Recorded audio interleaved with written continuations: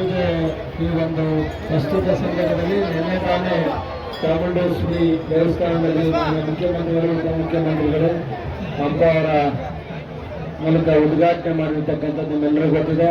ದಸರಾ ಒಂದು ಪರಂಪರೆಯನ್ನು ಉಳಿಸ್ಕೊಂಡು ಹೋಗ್ತಕ್ಕಂಥ ರೀತಿಯಲ್ಲಿ ಇಲ್ಲೂ ಸಹ ನಾವು ಆಚರಣೆಯನ್ನ ಮಾಡ್ತಾ ಬಂದಿದ್ದೀವಿ. ಚಾಮುಂಡೇಶ್ವರಿಯ ಪ್ರೀತಿಯ ಅತ್ಯಂತ ಮೇರುನಟ ಅಂತ ಅದಕ್ಕೆ ತುಂಬ ಹೆಮ್ಮೆ ಪಡ್ತೀವಿ.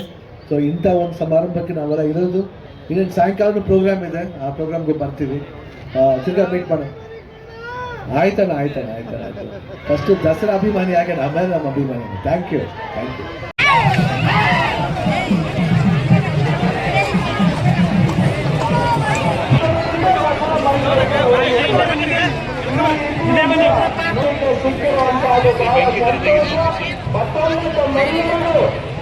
ಸಂತೋಷದ ವಿಚಾರ.